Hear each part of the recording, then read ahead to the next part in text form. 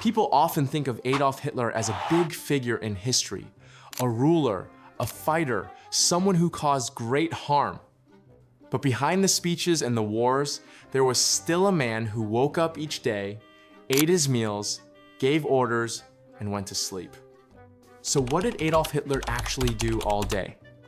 Not just the big things, but the small things, hour by hour, inside his offices, his homes in the mountains, and his private rooms.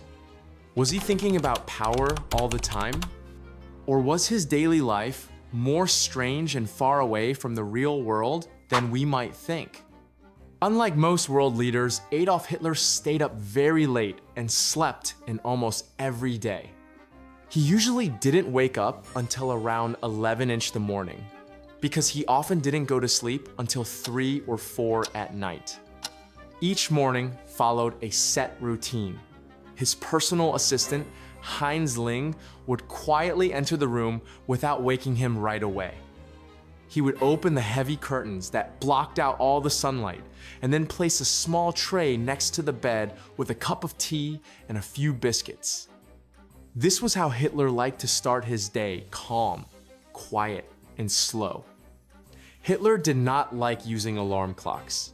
He believed waking up naturally, without a loud sound or interruption, helped him feel stronger and more clear-headed throughout the day. His mornings weren't very busy.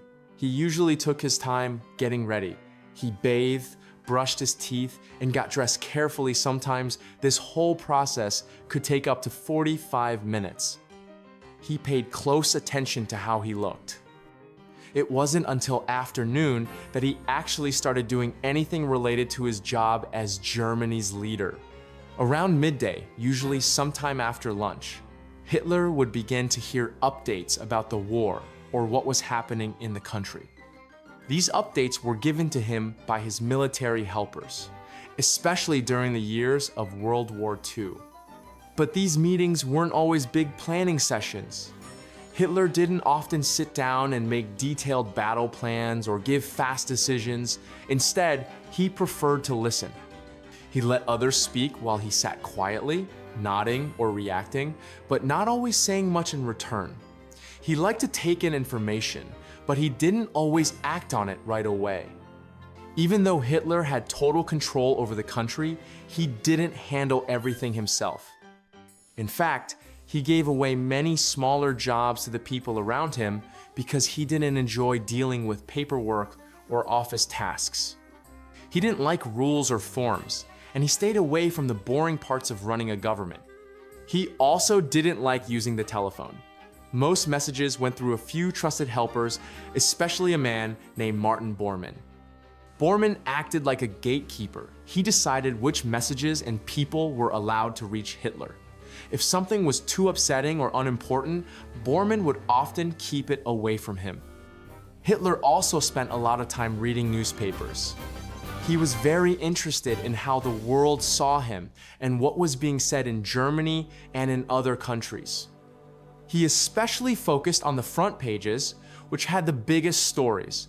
Sometimes he would write notes on the papers or complain about what was written.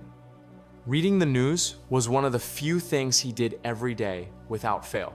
Lunch was the first big meal of Hitler's day, and it usually didn't happen until around 2-ish the afternoon. He was very set in his ways when it came to food.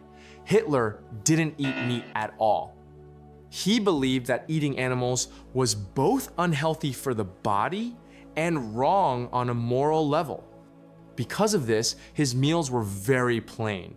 He often ate things like vegetable soup, mashed potatoes, rice with cooked carrots, or soft-boiled eggs. There was never any meat on his plate, and he didn't like spicy or fancy food either. He also stayed away from alcohol, even though many people around him drank wine or beer. There were strict rules at the table.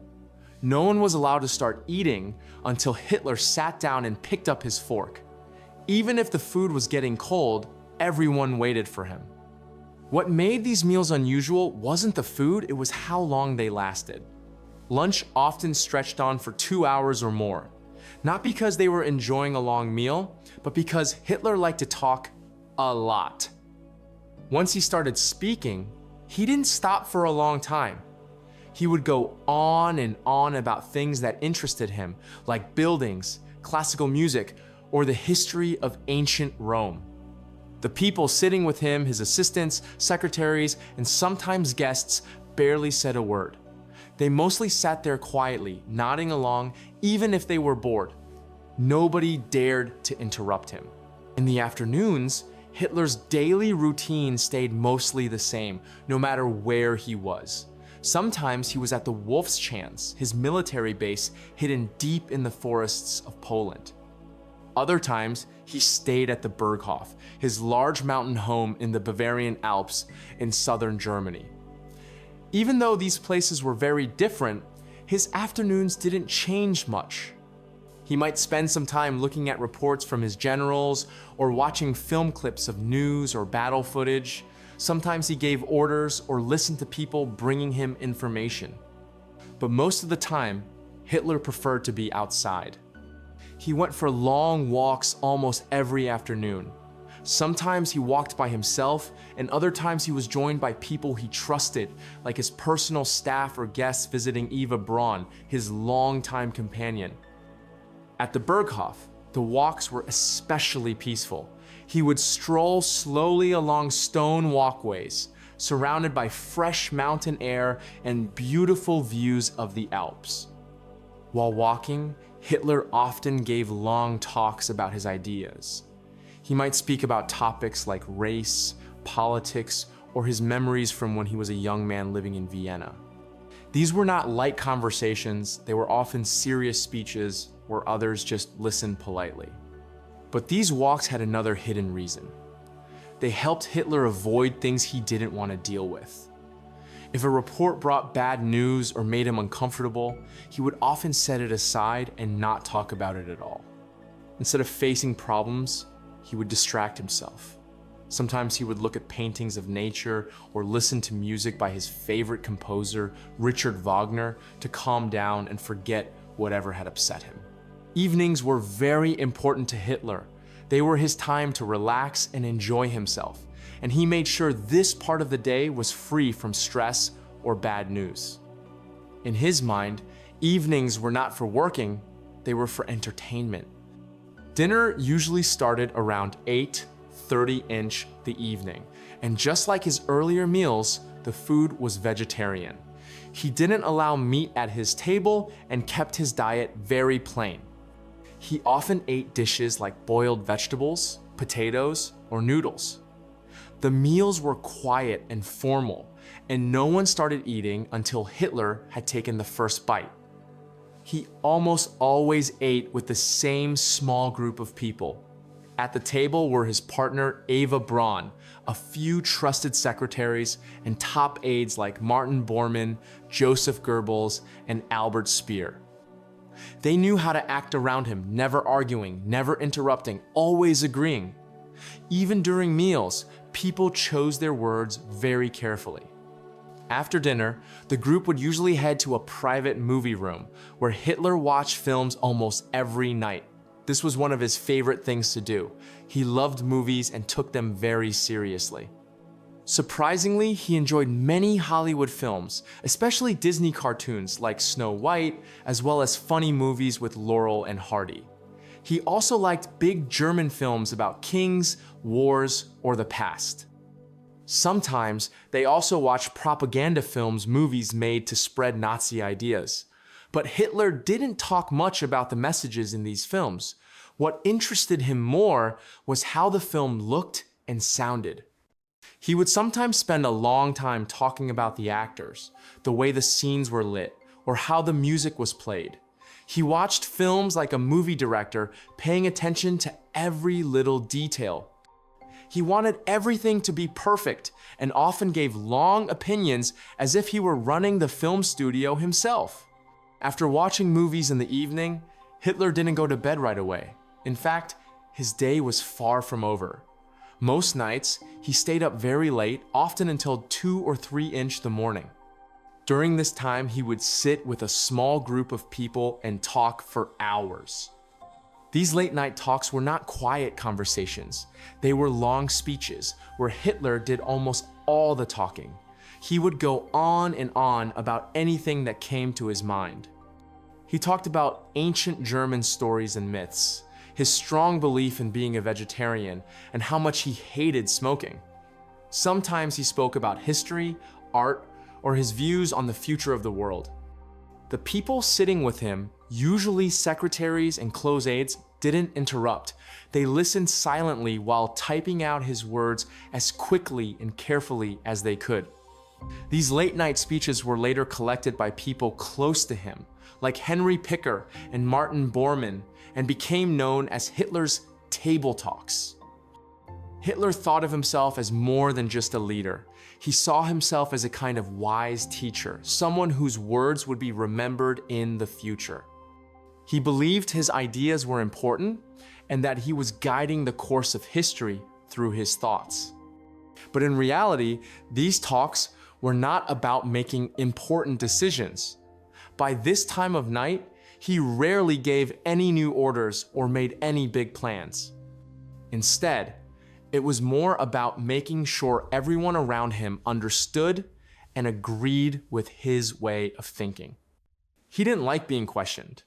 In these talks, disagreeing with him was not allowed. The people listening were expected to nod, stay quiet, and act as though they fully supported everything he said. Whether they truly believed it or not didn't matter, only agreement was accepted. As World War II began to go badly for Germany, Hitler's daily life started to change even more. He became more closed off and separated from the outside world.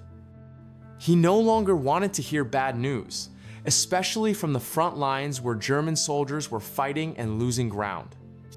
If a report made him upset or showed things were going wrong, he would often ignore it or tell someone not to bring it up again. He stopped meeting with many of his top commanders and avoided making eye contact with people who brought him bad news. Instead of listening to different opinions, he began to trust only a few people, mainly Martin Bormann, who carefully controlled what information reached Hitler. Bormann would pick and choose which messages and reports to share, often leaving out anything too negative. This created a false sense of how the war was going, and Hitler no longer had a full picture of reality.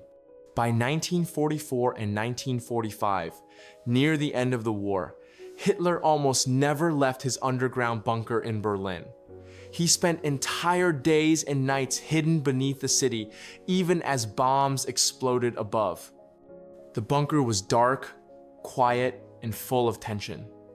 He stayed in his private rooms, only stepping out for meals, brief meetings, or to pace the hallways in silence. People who were there said he began to act strangely. He would stare at the same maps for hours, move tiny model tanks across them, and talk to himself. Sometimes he just sat still and said nothing. He no longer took walks outside like he used to. He no longer trusted even his most experienced generals, accusing them of betrayal or weakness. Hitler's health was also getting worse. His hands shook, his stomach bothered him often, and he had trouble sleeping. He looked tired, thin, and pale. He had once been a man who talked for hours with energy, but by the end, he had become quiet and withdrawn. In his final days, Hitler still tried to keep some parts of his old routine. He still held meetings, watched movies, and ate his usual vegetarian meals. But all of it felt empty. The war was collapsing around him, yet he acted as if nothing had changed. While German cities were being destroyed and soldiers were surrendering, Hitler stayed underground, holding on to habits but losing control. So, what did Adolf Hitler actually do all day? He woke late, spoke for hours, watched movies, and gave orders from a distance.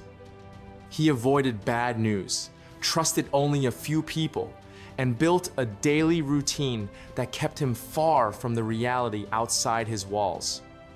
Behind the image of a powerful dictator was a man living in a carefully controlled world, one that slowly closed in on him as the war slipped out of his hands. Thanks for watching. If you found this video interesting, don't forget to leave a like, subscribe for more deep dives into history, and hit the bell so you never miss an upload. See you in the next one.